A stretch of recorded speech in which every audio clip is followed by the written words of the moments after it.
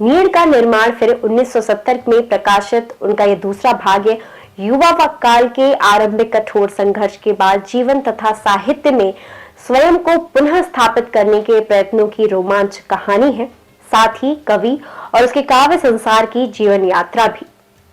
बसेरे से दूर 1971 to 72 और 1976 to 77 में लिखित आत्मकथा का यह तीसरा खंड है। करेंगे किताब पर चर्चा, लेकिन उससे पहले यदि अभी तक आपने हमारे चैनल को सब्सक्राइब नहीं किया है तो कर लीजिए और हमारे सभी अपडेट आपको यहाँ पे मिलते रहेंगे। मैं हूँ ओशी और आप देख रहे हैं बुकबाज।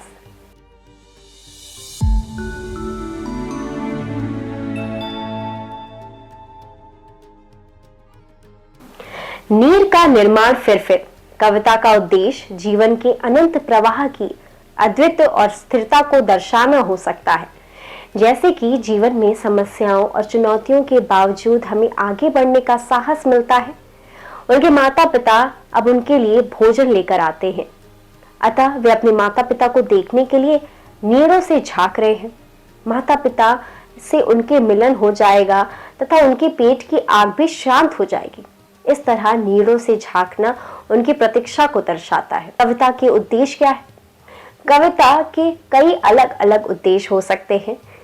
यह आत्म अभिव्यक्ति का एक रूप हो सकता है, दुनिया की सुंदरता का वर्णन, मनोरंजन का एक रूप, या यहाँ तक कि एक शिक्षण उपकरण भी हो सकता है।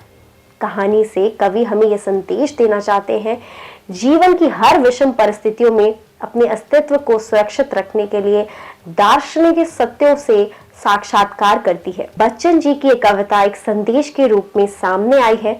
कविता हमें आपसी और शांतिपूर्ण सह अस्तित्व का संदेश देती है और हमें चेतावनी देती है कि हम दूसरों से ना लड़ें और ना ही उनसे नफरत करें।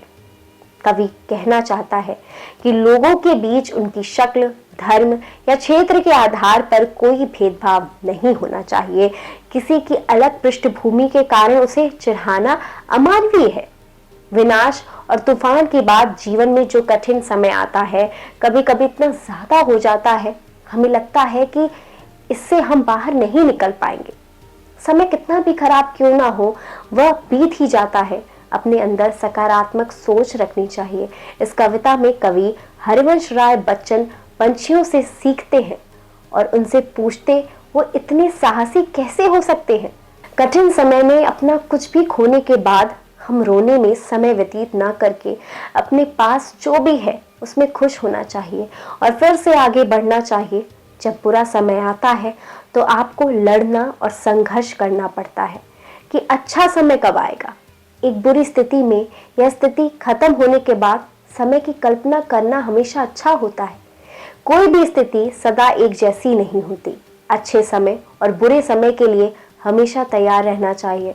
हमें छोटी सी चिड़िया से सीखना चाहिए। सब कुछ नष्ट हो जाने के बाद भी वह फिर से घोंसले की टहनी उठा रही है। अगर वह चिंता करेगी कि अगले तूफान में सब कुछ नष्ट हो जाएगा, फिर तो वह कोशिश ही नहीं करेगी। अगर कुछ नष्ट हो जाता है तो इसका मतलब ये नहीं होता कि आप उसे दोबारा नहीं बना सकते। इसमें कवि सकारात्मक और साहस के साथ जीवन जीने को प्रेरित करती है। समय अच्छा हो, बुरा हो, हमें साहस के साथ लड़ना चाहिए और कभी भी हिम्मत नहीं हारनी चाहिए।